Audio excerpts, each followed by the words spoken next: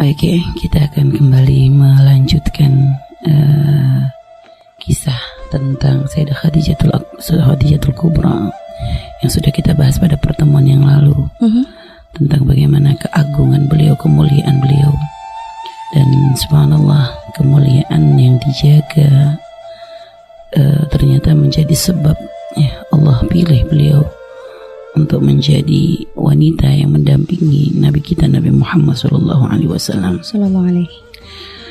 Dan beliau adalah seorang istri yang sangat mencintai Rasulullah. Maka kali ini kita akan membahas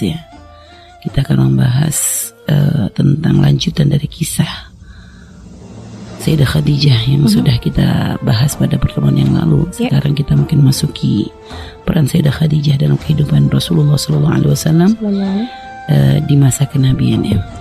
Bismillahirrahmanirrahim. Assalamualaikum warahmatullahi wabarakatuh. Alhamdulillahirrahmanirrahim. Wassalatu wassalamu ala asyrafil anbiya'i wal mursalin sayyidina Muhammadin wa ala alihi wa sahbihi ajma'in. Amma ba'du. Sahabat radioku ini dimuliakan Allah Subhanahu wa taala. Alhamdulillah kita bersyukur karena di pagi hari ini kita diberikan nikmat oleh Allah untuk bisa berbagi cerita ya. Kita akan belajar bersama dari Sayyidah Khadijah radhiyallahu taala anha. Bagaimana agar kita bisa menjadi seorang istri yang solehah, jadi seorang wanita yang mulia dan bisa menjaga kemuliaan kita, dan juga menjadi seorang wanita yang punya peran aktif di dalam dunia dakwah. Dan subhanallah, Allah kumpulkan banyak sekali kebaikan pada diri Sayyidah Khadijah, sehingga kebaikan yang memang sudah ada pada diri beliau itu setelah beliau menikah dengan Rasulullah SAW, maka kebaikan itu semakin tampak, semakin subur. Jadi ibarat memang udah bibitnya udah bagus, bibitnya udah bagus, ditaruhnya di lahan yang bagus, ya, di lahan yang bagus dan dirawat dengan bagus, ya, sehingga tentu saja akan menjadikan tanaman itu menjadi tanaman yang sangat bagus. Ya begitulah Sayyidah Khadijah. Sehingga kita masuk pada tahapan ketika Sayyidah Khadijah ini menemani masa kenabian, awal kenabiannya Rasulullah SAW. Jadi Rasulullah ya, mendapatkan wahyu dari Allah adalah di usia beliau yang ke-40 tahun. Berarti beliau sudah melalui kehidupan pernikahan dengan Sayyidah Khadijah adalah 15 tahun. Maka mendekati masa-masa kenabian ya, mendekati masa-masa beliau akan mendapatkan wahyu dari Allah SWT. Dan Nabi memang beliau tidak mengerti bahwasanya memang beliau sudah dipilih oleh Allah untuk menjadi seorang Rasul. Masa kenabian Rasulullah di usia yang 40 ketika sebelum beliau mendapatkan wahyu yang pertama, Allah memang sudah menitipkan di hati Rasulullah rasa rasa jenuh, artinya rasa tidak nyaman ketika berurusan dengan dunia, sehingga ketidaknyamanan akan urusan terhadap dunia itu menjadikan beliau itu tidak lagi nyaman untuk tetap berada di kota Makkah, mengurus bisnis beliau dan juga untuk berada bersama lingkungan masyarakat Makkah yang saat itu memang sangat rusak gitu ya. Itu menjadi suatu hal yang membuat beliau merasa sangat tertekan, sehingga akhirnya beliau pun memang dititipkan oleh Allah rasa untuk kerinduan untuk bisa beruzlah ya, kerinduan untuk bisa beruzlah, sehingga beliau pun akhirnya mengambil satu keputusan untuk beruzlah di Gua Hira. Dan ini bukan hal mudah bagi Sayyidah Khadijah. Beliau sendiri adalah seorang businesswoman, ya, mempunyai kesibukan bisnis yang luar biasa, karena perbisnisan beliau ini ibaratnya kalau mungkin zaman sekarang sudah go internasional lah gitu ya istilahnya. Di satu sisi beliau juga punya anak-anak ya, punya anak-anak yang 6 orang ya, bayang. Mereka itu usianya itu ya saling kayak kejar-kejaran juga gitu ya, lumayan juga. Satu sisi mengurus bisnis ya, satu sisi yang awalnya diambil alih oleh Rasulullah SAW ya, akhirnya harus dipegang, dihandle, ibaratnya dihandle semuanya oleh beliau.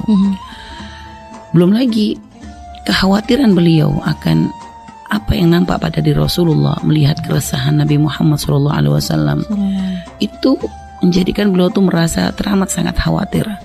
Sehingga kekhawatiran beliau kepada Rasulullah tuh menjadikan beliau tuh sampai lupa bahwasanya dengan kepergian Nabi untuk uzlah ini menjadikan tanggung jawab beliau tuh lebih gede lagi gitu. Sehingga beliau tuh ibaratnya gimana ya, kalau orang tuh pada sebenarnya beliau tuh berat gitu ya, maksudnya mendapatkan beban berat. Satu sisi menjadi seorang ibu ya, menjadi seorang ibu. Satu sisi beliau juga harus mengurusi bisnis ya yang luar biasa. Satu sisi gitu ya, beliau punya kekhawatiran kepada Rasulullah, kepada suaminya yang sangat dicintainya, karena melihat ada perubahan pada diri Nabi. Jadi kekhawatiran itu ya karena memang terlalu sangat besar cinta beliau kepada Rasulullah, menjadikan beliau tuh merasa sangat resah dengan keresahan yang dirasakan oleh Rasulullah Shallallahu Alaihi Wasallam.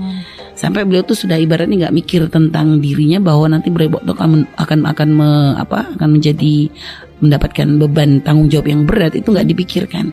Dipikirkan adalah keresahan suaminya itu menjadi satu beban yang teramat sangat berat dirasa oleh Sayyidah Khadijah. Belum lagi masyarakat mulai bertanya-tanya kemana Muhammad. Waktu itu kemana Nabi Muhammad SAW waktu itu? Karena kepergian Nabi untuk beruzlah ini tentu menimbulkan tanda tanya. Sehingga mereka mungkin berkata, jangan-jangan rumah tangganya bermasalah, jangan-jangan begini. Ya biasa masyarakat kan kadang ingin tahu dengan urusan rumah tangga orang lain gitu ya. Sehingga dan Sayyidah Khadijah tuh mengatakan nggak ada masalah apapun. Dan bahkan subhanallah di tengah kesibukannya beliau pun harus berusaha untuk mengirimkan makanan. Dikirimkan makanan oleh diri beliau sendiri. Beliau tidak memerintahkan siapapun, beliau jalan ya. Dalam riwayat beliau berjalan untuk menempuh perjalanan yang berat ya. Kita waktu berapa tahun yang lalu kita pernah menuju ke Gua Hira. Waktu itu kita coba naik ke sana ya, naik ke Gua Hira itu beradanya memang di puncak ya, di puncak Jabal Nur ya. Dan itu subhanallah kita harus naik itu sekitar 2.500 kaki. 2.500 kaki, dan waktu Umi kesana itu udah dibuat tangga-tangga untuk sampai ke atas.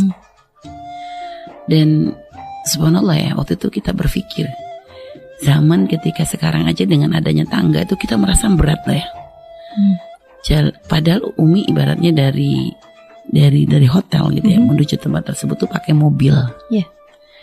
Udah begitu naik lagi ke atas tuh ya, itu kan ya pelan-pelan gitu ya. Sayyidah Khadijah itu jalan kaki coba. Dari rumah menuju ke tempat tersebut tuh jalan kaki. Setelah itu beliau itu jalan, dan tentu tidak ada tangga pada zaman itu. Belum dibuat tangga-tangga, dan beliau harus berjalan sambil membawa bekal makanan untuk Nabi Muhammad SAW. Subhanallah. Itu ketika kita menempuh perjalanan tersebut, lalu kebayang apa yang dilakukan oleh Sayyidah Khadijah ketika mengirimkan makanan untuk Rasulullah. Luar biasa banget gitu loh. Luar biasa banget, pengabdian yang sangat luar biasa. Menunjukkan bahwa memang subhanallah, Allah memang memilihkan wanita yang terbaik untuk menjadi pendamping dakwahnya Nabi kita Nabi Muhammad SAW. Dan akhirnya ketika Rasulullah berada di Gua Hira, Rasulullah pun mendapatkan wahyu yang pertama, yaitu Iqra bismi rabbikal ladzi khalaq, khalaqal insana min 'alaq, Iqra wa rabbukal akram, alladzi 'allama bil qalam, 'allamal insana ma lam ya'lam. Nabi waktu itu didatangi oleh malaikat Jibril. Dalam riwayat malaikat Jibril pertama kali mendatangi Rasulullah itu dalam bentuk aslinya. Lalu Nabi didekap, lalu diperintahkan untuk membaca Iqra, bacalah. Nabi berkata, ma ana biqari, aku gak bisa baca. Ulang lagi, Iqra, bacalah. Ma ana biqari, kata Nabi. Nabi ketakutan saat itu. Iqra ma ana biqari. Lalu setelah itu langsung malaikat Jibril membaca Iqra bismi rabbikal ladzi khalaq sampai 5 ayat ya. Berikan pada waktu itu wahyu, menjadi wahyu yang pertama bagi Nabi kita Nabi Muhammad sallallahu alaihi wasallam. Dan memang masalah uzlah ini gitu ya, masalah uzlahnya Nabi itu memang dititip, memang sifat uzlah keinginan untuk uzlah ini memang dititipkan oleh Allah kepada semua nabi-nabi yang kepada semua orang yang memang akan dipilih untuk menjadi seorang nabi. Jadi memang perasaan untuk semakin tidak benci kepada dunia dan sebagainya itu memang Allah yang mendidik, karena memang nabi kan ada bani Rabbi kan ya, Allah yang mendidik Nabi Muhammad SAW. Sehingga ini memang menjadi sunnatullah, artinya yang memang diberikan kepada para Rasulullah, para Rasul Allah SWT, yaitu keinginan untuk uzlah ini. Senang uzlah ini adalah sunnatullah bagi para Rasulullah SAW, para nabi utusan-utusan Allah.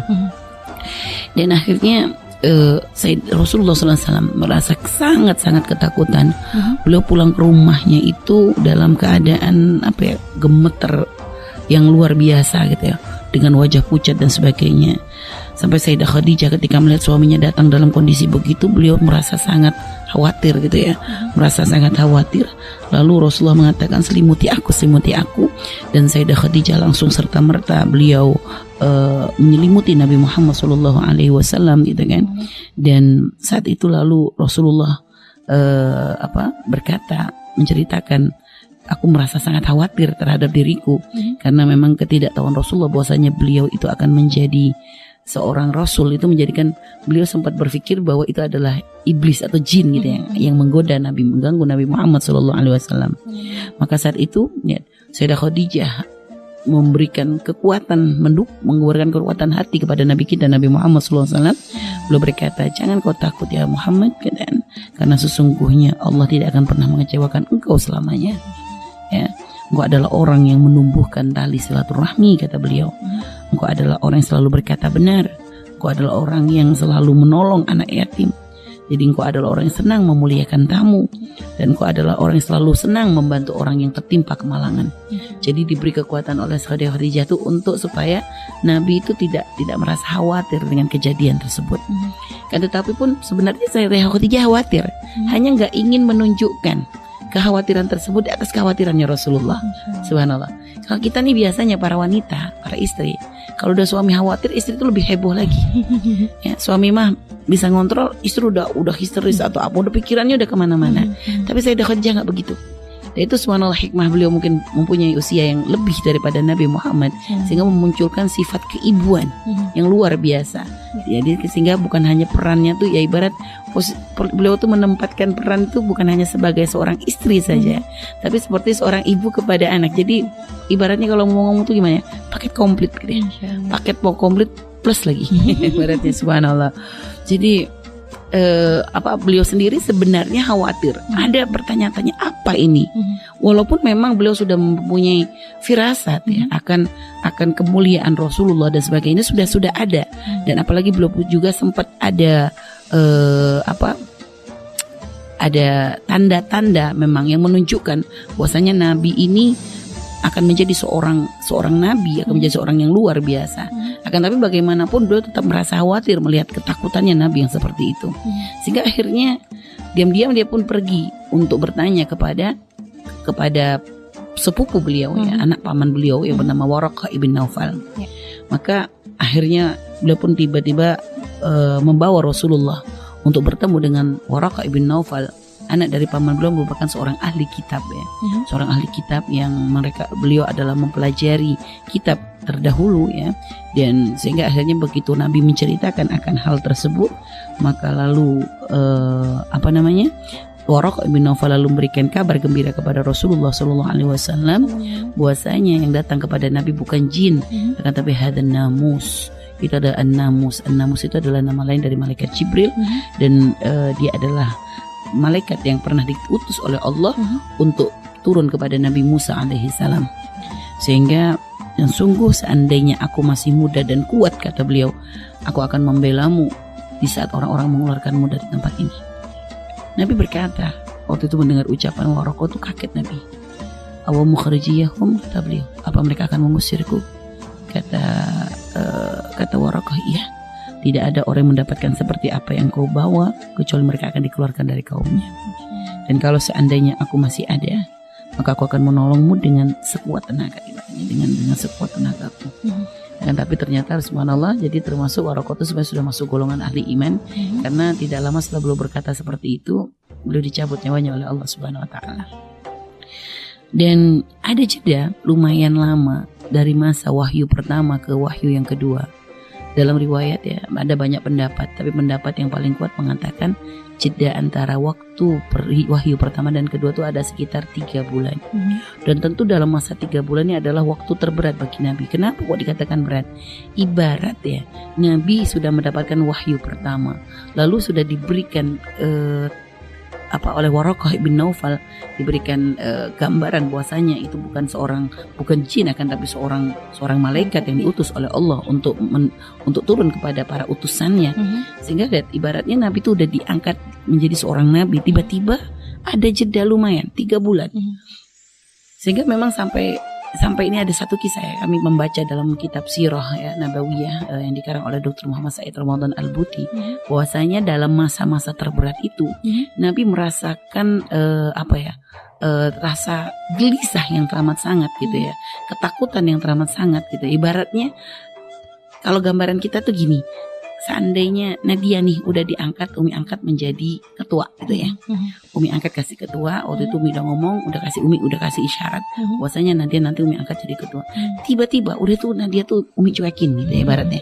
Nggak pernah Umi kasih tugas, nggak pernah Umi kasih gambaran seperti apa. Nadia tentu bingung, nanti beneran ketua bukan sih gitu lah. Bertanya-tanya. Tapi urusan Nabi bukan urusan jadi ketua, menjadi seorang Nabi, seorang Rasul, berat. Sehingga dalam masa berat itu Nabi itu sampai tahapan merasa sangat gelisah, sampai pernah Nabi ketika berjalan di tebing begitu ya, Nabi itu pernah ingin menjatuhkan dirinya ke tebing. Ada yang bertanya, masa Nabi begitu? Oh, jangan salah paham dulu dong, ini kapan? Ini sebelum, ibaratnya di awal sebelum syariat turun dan sebagainya. Dan kegelisahan Nabi ini masuk akal. Artinya menunjukkan, bahkan kalau dipandang oleh Dr. Muhammad Said Ramadan Al-Buti, ini bukan merupakan suatu aib. Malah ini menunjukkan bahwasanya memang Nabi itu adalah manusia biasa. Nabi punya rasa gelisah, Nabi punya rasa takut. Dan bahkan kejadian ini, rasa takutnya Rasulullah sampai Rasulullah itu ingin menjatuhkan dirinya ke tebing karena merasa gundah dengan ketidakjelasan posisi beliau sebagai apa. Ini menunjukkan bahwasanya semua yang didapatkan oleh Nabi itu bukan rekayasanya Rasulullah. Karena ada banyak fitnah yang disebarkan oleh orang-orang yang musuh-musuh Allah, bahwasanya semua wahyu yang didapatkan Nabi itu adalah karangan Nabi Muhammad. Nah ini nih mematahkan itu semua. Kalau emang karangan Nabi, ngapain Nabi gelisah? Gitulah. Ngapain Nabi menanti-nanti gitulah. Kalau emang karangan Nabi tinggal bikin aja ke kuah lagi, tulis lagi kan begini. Apa bikin karang lagi deh ayat-ayatnya gitu. Jadi menunjukkan malah kegelisahan Nabi sampai Nabi ingin melakukan perbuatan tersebut. Ini menunjukkan bahwa Nabi itu benar-benar tidak punya kuasa urusan wahyu, dan bahwasanya urusan wahyu ini benar-benar adalah Allah yang mengaturnya.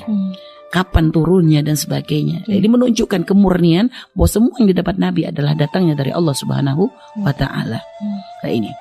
Dan Sayyidah Khadijah ketika mendengar kabar dari Waraqah bahwasanya ini adalah tanda bahwa Nabi adalah seorang Nabi, Sayyidah Khadijah menjadi orang yang pertama kali berasyhadu alla ilaha illallah, mengikuti Rasulullah SAW. Ya, berasyhadu alla ilaha illallah, maksudnya menjadi orang yang paling pertama kali beriman kepada Nabi. Jadi beliau tidak meragukan sedikit pun bahwasanya memang apa yang didapatkan oleh Rasulullah adalah tanda kenabian. Jadi tidak ragu sedikit pun. Beliau menjadi orang yang pertama kali mengikuti Rasulullah. Beliau menjadi orang yang pertama kali mendukung perjuangan dakwahnya Nabi Muhammad SAW. Dan Sayyidah Khadijah ya, ini dalam tahapan dakwah Nabi.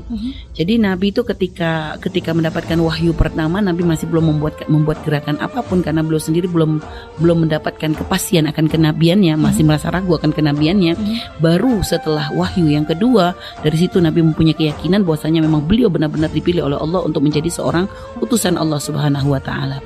Maka mulailah Nabi itu berdakwah, akan tapi masih secara sembunyi-sembunyi. Beliau mengajak kepada orang-orang yang terdekat beliau, dan tentu Sayyidah Khadijah menjadi orang yang pertama kali untuk mengikuti beliau. Dan ini masa tahapan dakwah Nabi itu mungkin yang sering sekali kita baca di sejarah-sejarah, bahwasanya tahapan dakwah Nabi ini ada 2 marhalah ya, yaitu tahapan sembunyi-sembunyi dengan tahapan terang-terangan. Dan akan tetapi kalau dalam kitab Fikih Sirah Nabawiyah Dr. Muhammad Said Ramadan Al-Buti, beliau menjelaskan bahwa tahapan Nabi benar ada 2, tahapan sembunyi dan terang-terangan. Akan tapi tahapan terang-terangannya itu oleh beliau dibagi lagi menjadi 3. Menjadi 3 tahapan. Nah, Sayyidah Khadijah ini berada pada 2 tahapan awal. 2 tahapan awal yang ini merupakan paling beratnya masa dakwah. Apa? Tahapan sembunyi-sembunyi ya. Tahapan sembunyi-sembunyi yang itu berlangsung selama 3 tahun. Setelah itu tahapan yang kedua, yaitu tahapan terang-terangan tapi dalam fase yang pertama. Jadi tahapan yang terang-terangan ini dibagi menjadi 3 fase.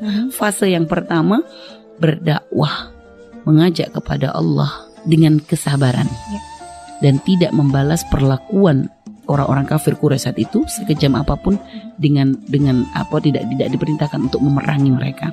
Jadi benar-benar ini fase Nabi harus bersabar atas semua perlakuan yang diterima oleh Rasulullah SAW. Dan berapa masa ini? Sembunyi-sembunyinya 3 tahun dan terang-terangannya dengan bersabar itu 10 tahun. Bayang, berarti 13 tahun. Ini fase yang terlama. Fase terlama dari masa dakwahnya Rasulullah. Karena Rasulullah itu berdakwah 23 tahun. Dan 13 tahun ini fase dengan kesabaran. 13 tahun fase kesabaran. Makanya kalau ada orang mengatakan Islam mengajarkan teroris, suruh dia belajar dari sejarah. Lihat bagaimana sejarah Nabi kita, Nabi Muhammad SAW. Allah tidak memerintahkan kepada Nabi kita perangi dari awal. Tidak. Allah nggak memerintahkan seperti itu. Terang-terangan, tapi sabar. Bahkan sampai derajat ya, pada masa dakwah begitu beratnya dakwah, para sahabat yang sahabat-sahabat di awal dakwah di awal keislamannya, ketika mereka sebenarnya tidak semuanya dari orang-orang lemah, ada banyak dari mereka adalah orang-orang yang terhormat di kaumnya, orang-orang kaya di kaumnya, termasuk di antara Sayyidina Abu Bakar As-Siddiq ya, dan juga beberapa sahabat yang lain. Mereka merasa ya Rasulullah, kami dulu ketika kami belum meluk Islam, kami adalah orang yang dimuliakan. Tapi setelah kami memeluk Islam, kami direndahkan. Kenapa kita tidak memenangi mereka? Kenapa kita tidak melawan perlakuan mereka yang seperti itu, agar mereka gak seenaknya gitu loh, menunjukkan bahwa kita tuh tidak takut. Apa yang dijawab Nabi? Aku tidak diperintahkan untuk itu. Aku gak diperintahkan. Artinya Nabi memang semuanya adalah Allah yang mengatur. Skenarionya adalah Allah yang mengatur. Jadi aku gak diperintahkan, kata Nabi, untuk itu. Sehingga Nabi pun tidak melakukan perlawanan. Bahkan ketika Nabi melihat perlakuan para sahabat gitu ya, perlakuan orang-orang kafir Quraisy kepada sahabat, kezaliman yang dilakukan oleh mereka, Nabi selalu memberikan semangat, bersabarlah. Dan Sayyidah Khadijah tuh melihat itu semua. Sayyidah Khadijah menjadi saksi mata atas beratnya perjuangan dakwahnya Nabi kita, Nabi Muhammad SAW. Bagaimana orang-orang kafir Quraisy ya, bahkan dari paman beliau sendiri yaitu Abu Lahab, yang menjadi orang yang sangat membenci Rasulullah SAW. Sayyidah Khadijah melihat itu semua, dan beliau pun melihat bagaimana sedikit demi sedikit mulai ada banyak orang mengikuti Nabi Muhammad SAW. Jadi beliau tuh benar-benar ikut merasakan apa yang dirasakan oleh Rasulullah SAW. Beliau merasa sedih di saat melihat Rasulullah diperlakukan dengan cara yang sangat zalim. Mereka melempari Nabi dengan kotoran, mereka melempari Nabi dengan batu, mereka memperlakukan Nabi dengan cara yang sangat tidak manusiawi. Tapi beliau juga merasa ikut bahagia di saat Nabi bahagia, terutama ketika dalam masa berat-beratnya dakwah ya, dalam masa paling beratnya dakwah, tiba-tiba Allah memberikan pertolongan kepada Nabi dan para pengikutnya dengan masuknya Asadullah, yaitu seorang laki-laki yang nanti kelak menjadi Asadullah, diberi julukan Asadullah, singanya Allah, yaitu Sayyidah Hamzah, paman dari Rasulullah SAW. Dan ternyata tidak lama setelah masuk Islamnya Sayyidina Hamzah ya, itu sudah menjadi pukulan bagi orang kafir Quraisy saat itu. Ternyata subhanallah, Allah berikan lagi pertolongan kepada orang-orang kafir Quraisy saat itu dengan berkah dari doa Rasulullah SAW, bahwa Rasulullah ingin Islam diberikan kemenangan dua Umar ya, dua Umar, yaitu Amr ibn Hisham atau Umar ibn Khattab ya. Karena dua-duanya adalah orang-orang yang memang sangat diakui berpengaruh di Makkah saat itu.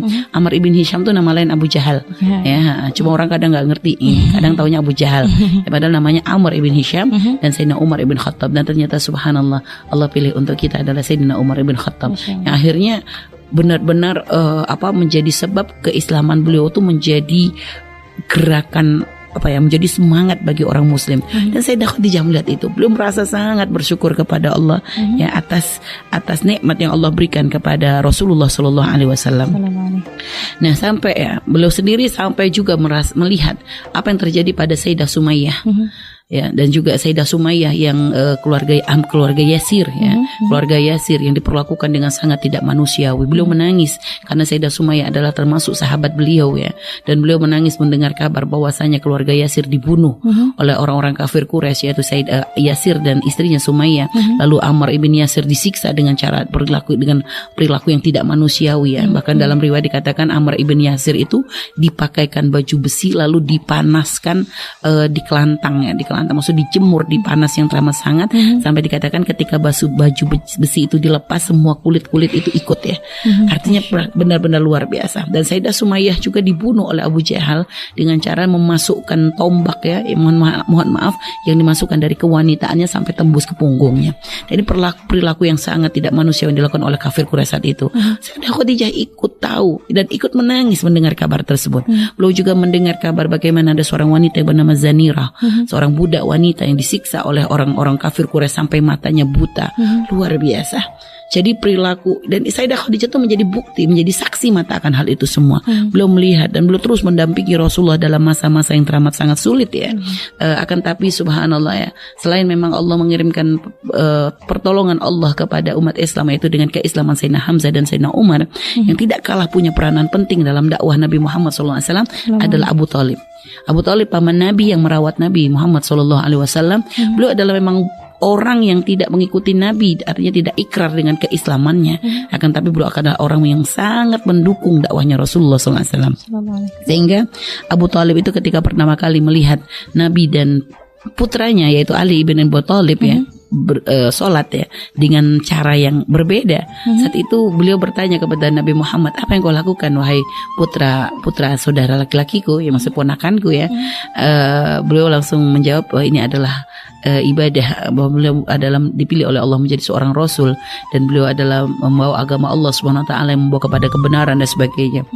Setelah itu lalu Sayyidina Ali bin Abi Thalib pun berkata kepada ayahnya, wahai ayah, aku mengikuti Nabi Muhammad SAW.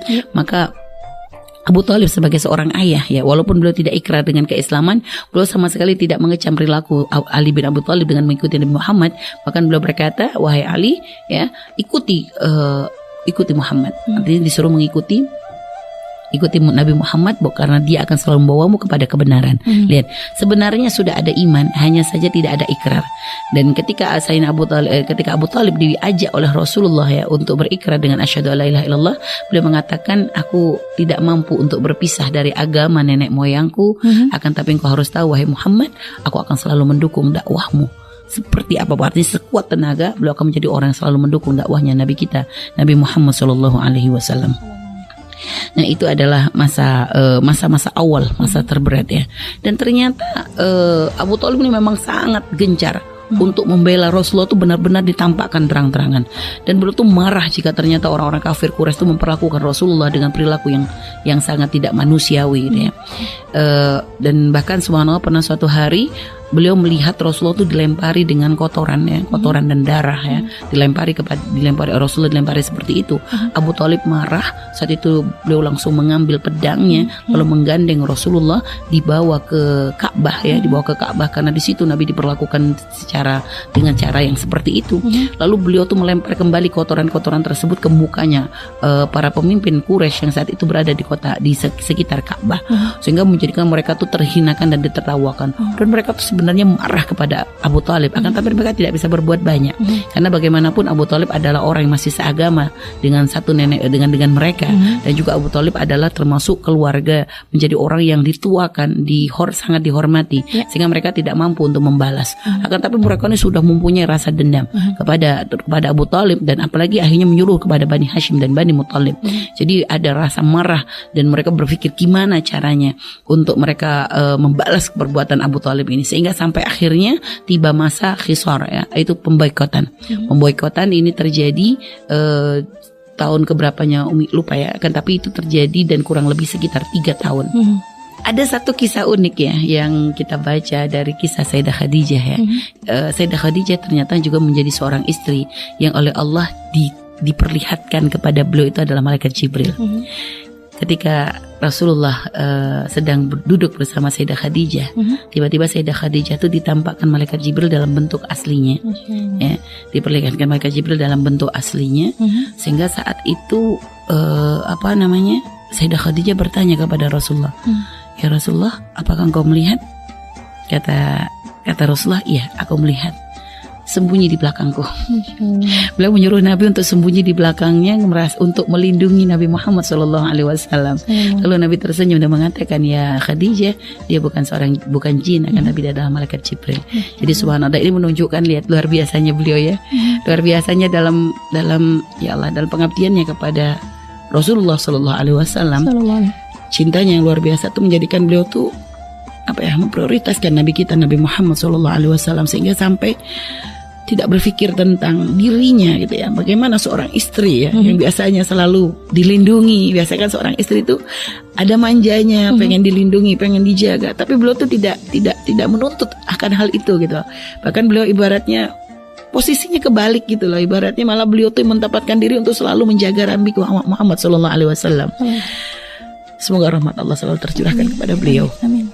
Ya, artinya membandingkan dengan diri kita gitu ya, bagaimana kita sebagai seorang istri yang kadang masih punya banyak tuntutan kepada suami gitu ya. Makanya kalau belajar tentang kisah Sayyidah Khadijah ini sebenarnya menjadikan kita tuh merasa sangat malu sekali gitu ya, bahwa kita ini sebagai seorang istri ini gak ada apa-apanya dengan apa yang dilakukan oleh Sayyidah Khadijah kepada Rasulullah SAW. Sehingga makanya sangat-sangat pantas ya, dengan kemuliaan beliau, dengan kesolehan beliau, dengan cinta beliau yang kepada Rasulullah yang teramat sangat besar ini, menjadikan beliau itu menjadi orang yang dimuliakan oleh Allah, bahkan mendapatkan salam khusus dari Allah Subhanahu wa taala yang disampaikan melalui malaikat Jibril gitu ya, karena memang sangat-sangat layak, sangat-sangat layak, sangat-sangat luar biasa. Baik, kembali kepada tadi kisah Khisar itu ya, pemboikotan yang dilakukan oleh kafir Quraisy saat itu, ini menjadikan dakwah tuh menjadi semakin lebih berat lagi. Jadi lebih berat lagi, 3 tahun, bayangkan 3 tahun Rasulullah dan para pengikutnya termasuk Sayyidah Khadijah itu diperlakukan dengan cara yang sangat-sangat tidak manusiawi. Tidak ada jual beli ya, tidak ada jual beli, tidak ada kerjasama apapun dengan orang-orang kafir Quraisy gitu ya, maksudnya tidak boleh ada transaksi apapun ya. Jadi larangan bagi pengikut Nabi Muhammad itu untuk menikah ya. Jadi pengikut Nabi Muhammad gak boleh menikah dengan orang kafir Quraisy, maksudnya. Terus larangan untuk menjual apapun, menjual beli barang itu gak boleh. Saya itu tidak boleh bergaul, tidak boleh ada interaksi apapun dengan pengikut Nabi Muhammad, dan juga sampai, dan larangan itu akan terus berlaku sampai Bani Hashim dan Bani Muthalib itu dengan sukarela menyerahkan Rasulullah kepada kafir Quraisy. Lihat, jadi benar-benar Masya Allah banget gitu ya, luar biasa banget tentang apa yang dilakukan oleh orang kafir Quraisy, kebencian mereka kepada Rasulullah itu benar-benar menjadi sebab dakwah saat itu memang menjadi sangat-sangat sulit untuk dilakukan oleh Rasulullah SAW. Sehingga ketika dakwah sudah, artinya ketika ujian itu semakin berat gitu ya, artinya Rasulullah mendapatkan perintah dari Allah SWT untuk memberikan izin kepada para sahabat, untuk sahabat saja, tidak untuk Nabi kita Nabi Muhammad SAW untuk berhijrah. Dan akhirnya dipilihlah adalah tempat yaitu Habasyah. Dan ini bukan suatu hal yang ringan bagi para sahabat Nabi. Jadi perjalanan ke Habasyah sendiri adalah perjalanan yang berat, penuh resiko dan sebagainya. Dan termasuk yang berangkat ke sana adalah putri dari Rasulullah SAW, yaitu Sayyidah Ruqayyah. Dan Sayyidah Khadijah harus melihat hal tersebut, melepaskan putrinya ke tempat yang tidak tahu akan seperti apa, bersama suaminya Sayyidina Utsman ibn Affan gitu ya. Karena memang awalnya putri Rasulullah bernama Sayyidah Ruqayyah dan juga Sayyidah Ummi Kulsum ini dinikahi oleh Utsbah dan Utaibah. Utbah dan Utaibah itu adalah 2 putra dari Abu Jahal, Abu Lahab. Abu Lahab yaitu paman Nabi Muhammad SAW. Dan memang awalnya Sayyidah Khadijah sangat tidak setuju sebenarnya, sangat menolak, sebenarnya sangat bertentangan dengan hati beliau ketika Utbah dan Utaibah itu, ketika Sayyidah Ruqayyah dan Sayyidah Ummi Kulsum diminta oleh Abu Lahab untuk diberikan kepada putranya, dikarenakan istri Abu Lahab itu dikenal sebagai orang yang punya mulut tidak baik gitu ya. Mulutnya kotor dan juga perilakunya sangat tidak baik, sehingga dari awal itu Sayyidah Khadijah memang sudah tidak nyaman kalau sampai harus berbesanan dengan keluarga Abu Lahab. Akan tapi posisi Sayyidah Khadijah sebagai seorang keponakan ya, menjadikan ya, karena Rasulullah adalah keponakan dari Abu Lahab, menjadikan beliau tidak bisa bergerak banyak, tidak bisa melawan, karena memang dalam tradisi Arab ya susah untuk seperti itu gitu ya. Sehingga akhirnya menjadikan Sayyidah Khadijah itu harus rela melepas 2 putri yang sangat dicintainya untuk 2 anak laki-laki dari Abu Lahab, yang tapi dengan kuasa Allah Subhanahu wa taala Allah jaga, sehingga akhirnya ketika Nabi mengajak orang-orang untuk berasyhadu alla ilaha illallah, Nabi dakwah secara terang-terangan, Abu Lahab menjadi orang yang pertama kali dengan lantang menentang apa yang disampaikan oleh Rasulullah, sehingga akhirnya Abu Lahab memerintahkan kepada 2 putranya untuk menceraikan putri Rasulullah SAW, 2 putri Rasulullah SAW. Dan ini ada pertolongan Allah, bahkan dikatakan mereka 2 wanita ini, Sayyidah Ruqayyah dan Sayyidah Ummi Kulsum, dicerai oleh Utbah dan Utaibah ini dalam keadaan masih belum dikumpul. Jadi masih belum dikumpuli oleh keduanya. Sehingga ini ada suatu pertolongan dari Allah SWT. Dan bahkan Utaibah sendiri ya, ketika menceraikan Sayyidah Ummi Kulsum itu dengan cara yang sangat kurang ajar banget gitu ya.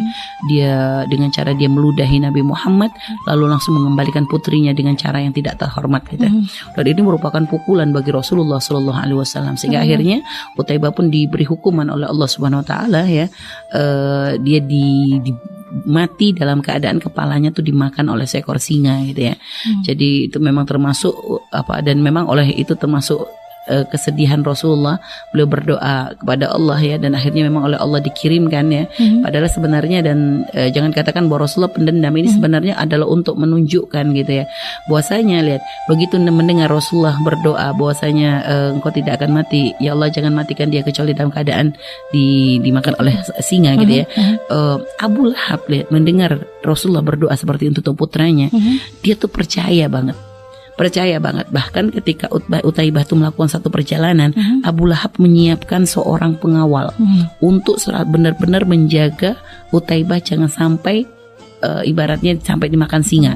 Artinya lihat, ini sebenarnya apa yang ini kan sebenarnya menunjukkan bahwa Abu Lahab itu sebenarnya ada keyakinan bahwasanya kalau Nabi Muhammad itu benar-benar adalah seorang nabi. Buktinya kalau memang dia nggak percaya, dia akan cuek dengan doa tersebut. Dan Abu Lahab sangat khawatir sampai mengirim seorang pengawal beberapa orang untuk benar-benar menjaga putranya. Dan ternyata subhanallah ketika mereka sedang berada di tenda begitu, tiba-tiba pengawalnya ketiduran dan akhirnya benar seekor singa datang dan mengambil kepalanya Utaibah, dan subhanallah tidak mengganggu yang lainnya, hanya Utaibah karena memang seperti yang disyariatkan oleh Rasulullah Sallallahu Alaihi Wasallam. Baik, ini sedikit kisah tentang ini ya, dan subhanallah akhirnya tapi memang Allah pilihkan yang paling baik memang untuk Nabi kita Nabi Muhammad SAW, sehingga putrinya Sayyidah Ruqayyah akhirnya memang diputus oleh Utbah ya dan Utaibah, akan tetapi akhirnya menikah dengan Sayyidina Utsman ibn Affan.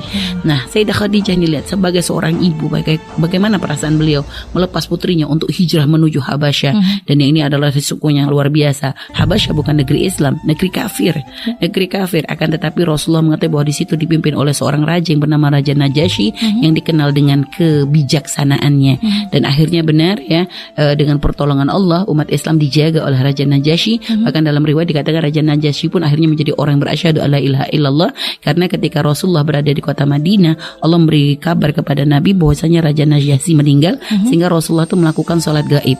Salat gaib. Nah ini riwayat tentang salat gaib ini diambil dari ketika Rasulullah mendengar kabar Raja Najasyi di Habasyah, Rasulullah menyolatinya di Madinah.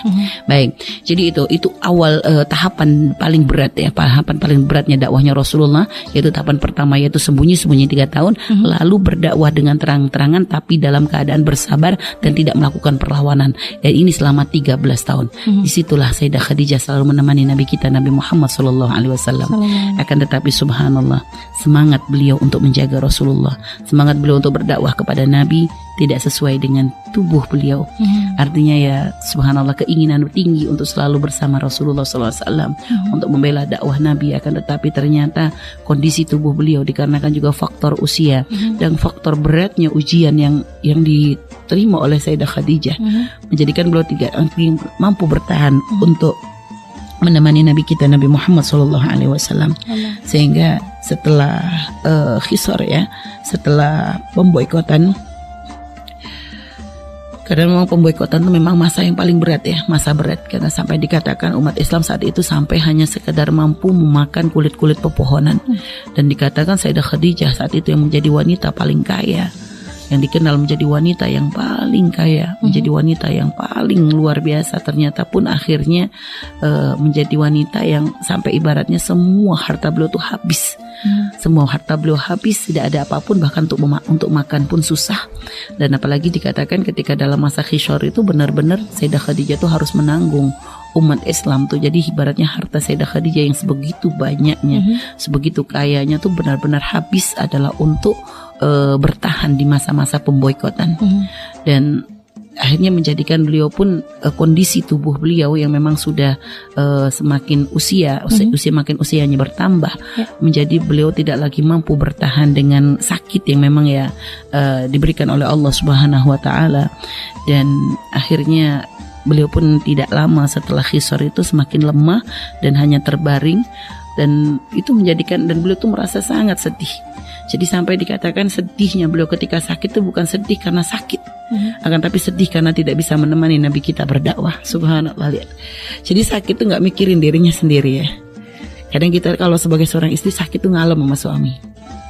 pengennya dimanja, sehingga kadang kita ini ada egonya. Kalau suami gak perhatian, kita marah. Tapi kita lihat bagaimana Siti Khadijah sakit, tapi gak mikirin sakitnya, tetap yang dipikirkan adalah Rasulullah SAW. Sehingga sehingga akhirnya menjadikan beliau tuh merasa sangat sedih lagi, karena ketika beliau sakit pun ternyata beliau mendengar kabar bahwasanya paman Nabi Abu Thalib yang selama ini selalu membela Nabi, yang berada di barisan terdepan untuk membela Nabi melawan musuh-musuh Allah ini, ternyata pun sakit, ya, menderita sakit yang sama, sehingga sampai tidak bisa lagi bangun dari pembaringan. Sayyidah Khadijah itu merasa sedih lagi. Sedihnya begitu, karena yang dipikirkan adalah Rasulullah.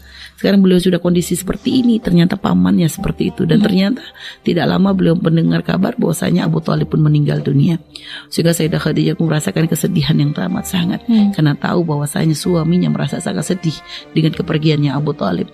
Apalagi ternyata Abu Thalib pun ketika wafat beliau tetap tidak berikrar dengan asyhadu alla ilaha illallah. Itu menjadikan Rasulullah menjadi sangat sedih. Ya, jadi akhirnya karena kondisi sudah seperti itu gitu ya, karena memang sudah menjadi memang kondisi beliau memang sudah semakin lemah, maka tidak lama setelah Abu Thalib wafat ada jeda beberapa ada banyak khilaf ya, berjeda antara wafatnya Sayyidah Khadijah dengan Sayyidina Abu Thalib ya, kan tetapi yang jelas tidak lama. Maka ketika akhirnya Sayyidah Khadijah tidak lagi mampu untuk bertahan, hanya Allah pun memanggil beliau, karena memang ya subhanallah, Allah panggil ke beliau dalam keadaan hati dan jiwanya selalu berusaha untuk berdakwah membela Rasulullah SAW. Ada satu kisah yang pernah Umi baca tentang wafatnya Sayyidah Khadijah.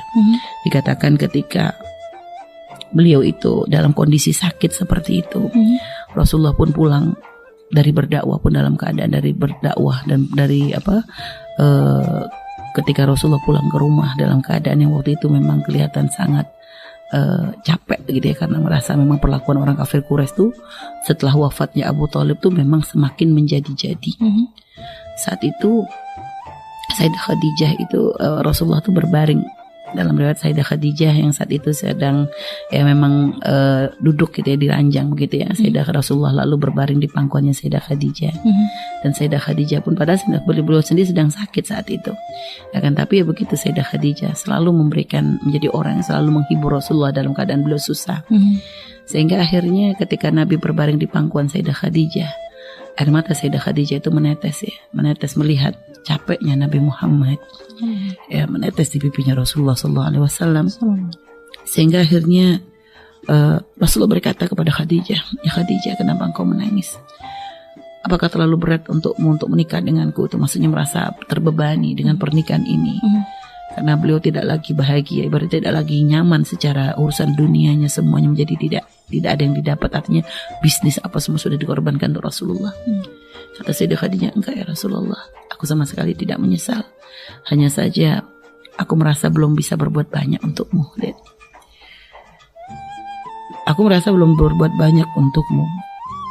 Sehingga beliau berkata, seandainya engkau mau ya Rasulullah, jika aku nanti tidak lagi bisa menemanimu dalam berdakwah, dan jika ternyata engkau harus berhijrah menyeberangi lautan, maka gunakan tulang belulangku adalah untuk dijadikan kayak rakit ya, artinya untuk digunakan sebagai alat untuk Rasulullah menyeberangi lautan gitu lah. Sampai gambaran itu ibaratnya perkataan beliau tuh menunjukkan artinya apapun yang tersisa pada diri beliau tuh ridho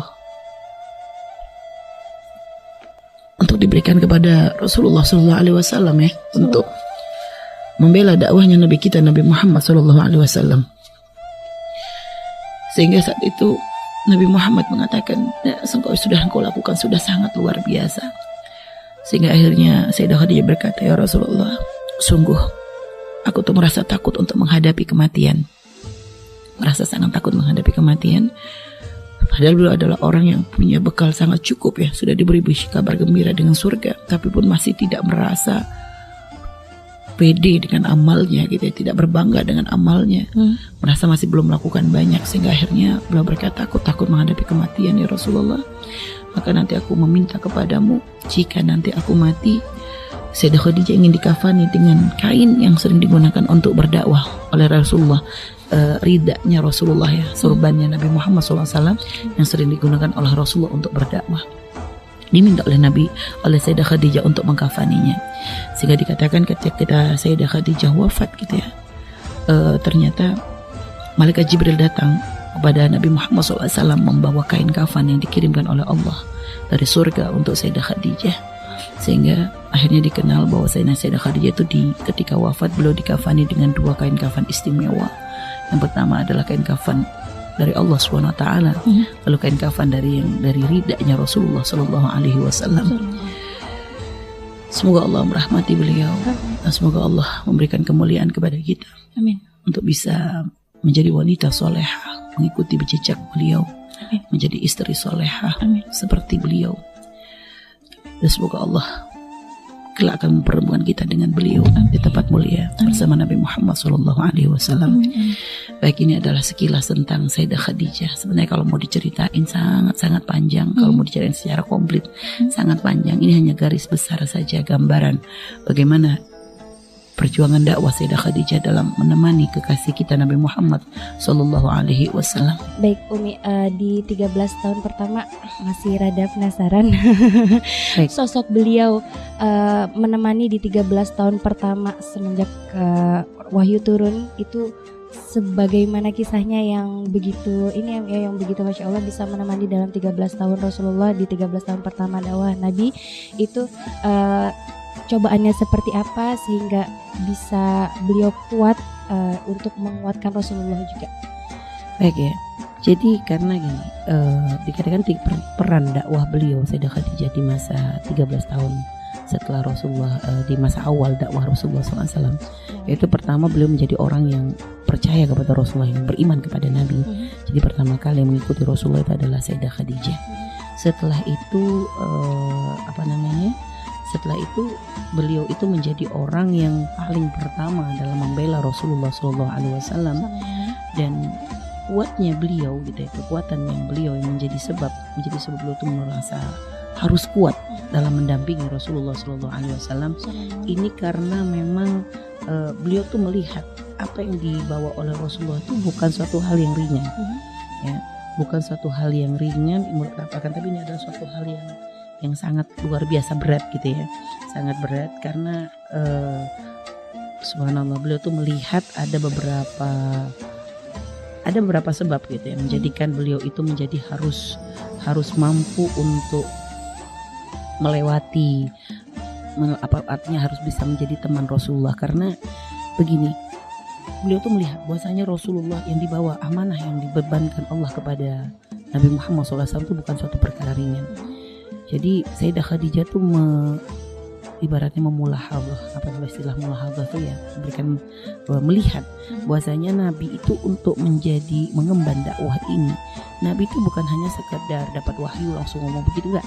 Nabi harus memahami seluruh gerakan, maksudnya harus memahami gerakan, artinya mempunyai strategi di dalam dakwah gitu kan.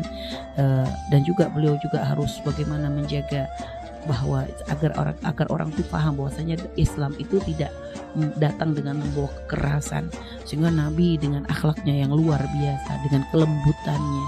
Jadi dakwah Nabi itu benar-benar dengan penuh kelembutan, mengajak orang untuk beriman kepada Allah Subhanahu wa taala. Dan juga beliau juga harus ibaratnya menyampaikan dan meyakinkan seluruh ajaran. Yang kedua gitu ya, beliau harus menyampaikan ajaran kepada umat itu terus-menerus.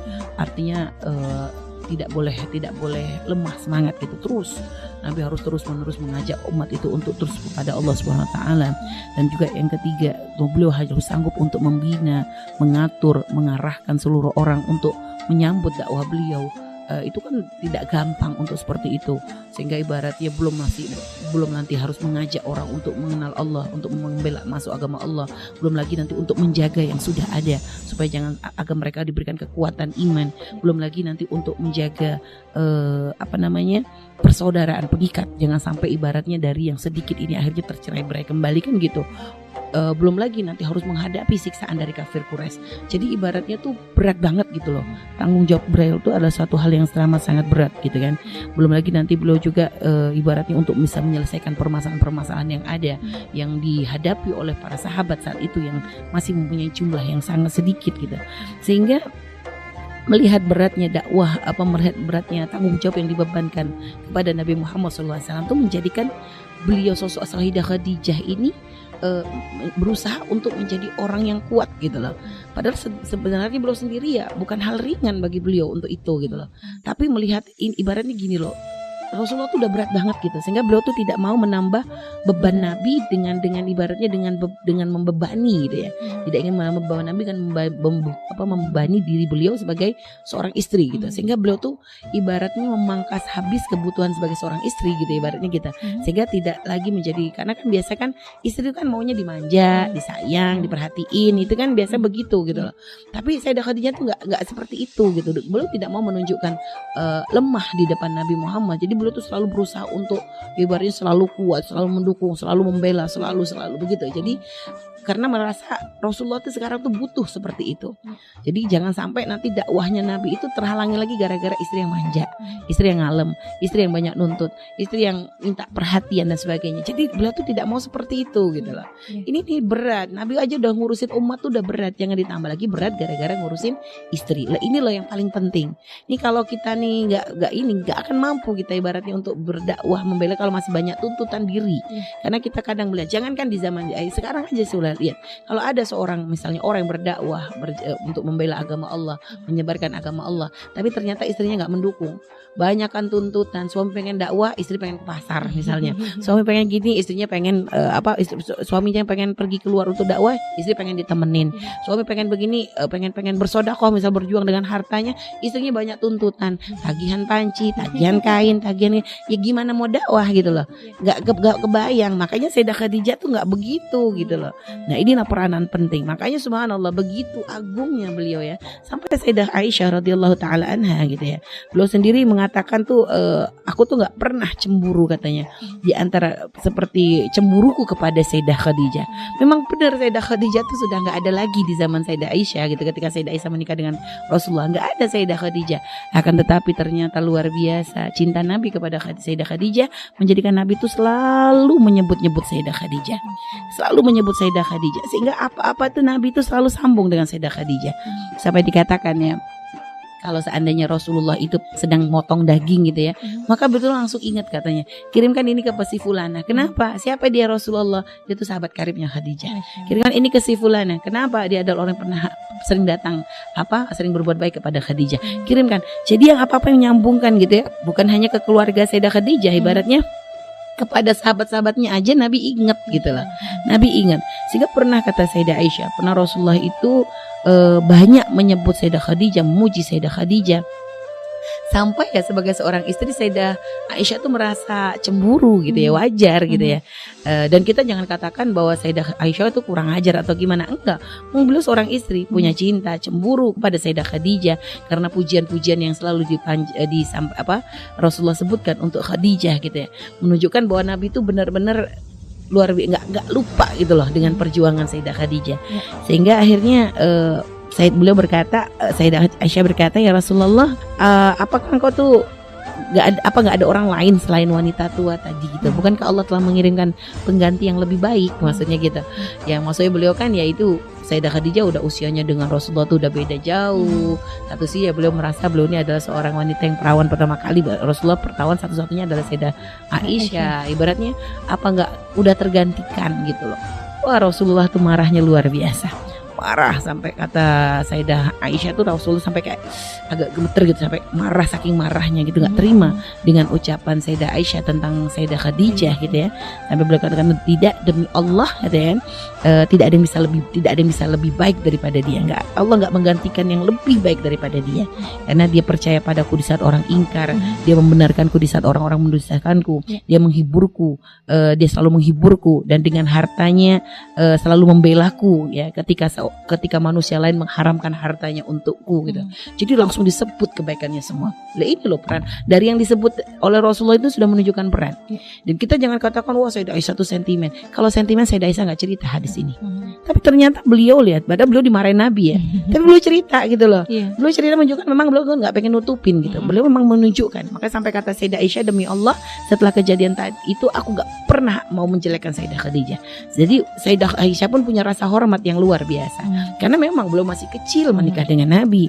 Tapi lihat riwayat banyak kisah tentang Sayyidah Khadijah itu kalau kita pengen tahu. Makanya kalau ada orang mengatakan Siti Aisyah itu kurang ajar dengan Sayyidah Khadijah atau sentimen dengan Sayyidah Aisyah, ketahuilah riwayat banyak kisah tentang Sayyidah Khadijah ternyata kita dapatnya dari Sayyidah Aisyah. Jadi menunjukkan tidak ada kedengkian di hati Sayyidah Aisyah kepada Rasulullah, kepada Sayyidah Khadijah. Hanya wajar kalau namanya ada cemburu. Sayyidah Aisyah adalah seorang wanita yang luar biasa. Kita nih kalau seandainya coba suami kita banyak nyebut perempuan lain, marah juga kita, walaupun mungkin nyebutnya dalam artian mungkin bukan urusan gimana, tapi tetap cemburu aja kita. Kita lebih parah nih. Ya kalau kita mungkin sudah nggak cemburu lagi, mencak udahan kita nih. Sayyidah Aisyah cuma ngomong begitu, menurut memang wajar beliau menikah dengan Nabi. Rasulullah adalah laki pertama bagi beliau, usia beliau pun masih kecil gitu ya, sehingga ada kecemburuan begitu sangat-sangat wajar gitu ya. Tapi pun ternyata beliau tidak menutup semua kisah Sayyidah Khadijah yang didengar oleh beliau. Bahkan kisah ketika bahkan banyak sekali ya riwayat tentang Sayyidah Khadijah itu ya didapat adalah dari Sayyidah Aisyah, karena belum mendapatkan cerita dari Rasulullah Shallallahu Alaihi Wasallam. Begitu ya, wallahu a'lam bishawab. Baik Umi, sudah di akhir waktu, kita akan tutup dengan kesimpulan dan ditutup dengan doa keberkahan. Intinya itu ya, dari kisah Sayyidah Khadijah, belajarlah kita menjadi wanita yang solehah, menjadi istri yang solehah, menjadi istri yang bisa mendampingi suami kita dalam keadaan susah dan senang. Artinya itu adalah kemuliaan di hadapan, untuk mencari kemuliaan di hadapan Allah Subhanahu Wa Taala.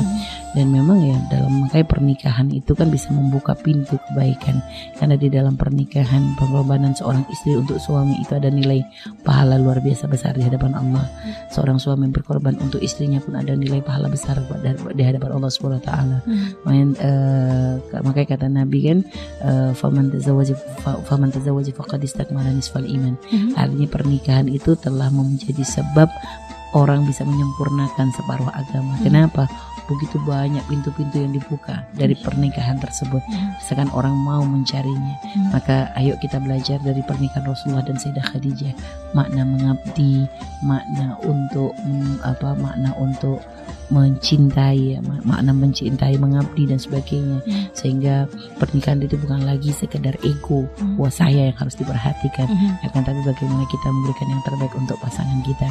Bagaimana Buya sering cerita bahwasanya Sayyidah Khadijah itu dalam pernikahannya dengan Rasulullah punya prinsip, aku menikah dengan Muhammad. Dan ini lihat, dengarkan ucapan beliau diucapkan sebelum Nabi menjadi seorang nabi. Ucapan sebelum Nabi menjadi seorang nabi.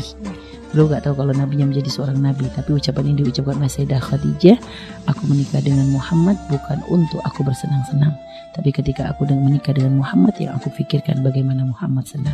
Dan itu ada makna pengabdian, makna khidmah seorang istri kepada suami, makna mementingkan kebahagiaan suami daripada mementingkan kebahagiaan pasangan daripada kebahagiaan dirinya. Dan itu luar biasa. Itulah menjadi sebab Sayyidah Khadijah menjadi sosok yang selalu akan kita kenang dalam kesolehahannya sebagai seorang istri, dalam kesolehahannya dalam mendampingi Nabi kita Nabi Muhammad SAW, dalam kesolehahannya dalam menjaga agama Allah Subhanahu Wa Taala. Insyaallah semoga Allah memberkati kita semua dengan bisa mengikuti akhlak beliau, dan semoga Allah bimbing kita kelak untuk bisa bertemu dengan beliau dalam kemuliaan di surga Allah. Amin ya rabbal alamin.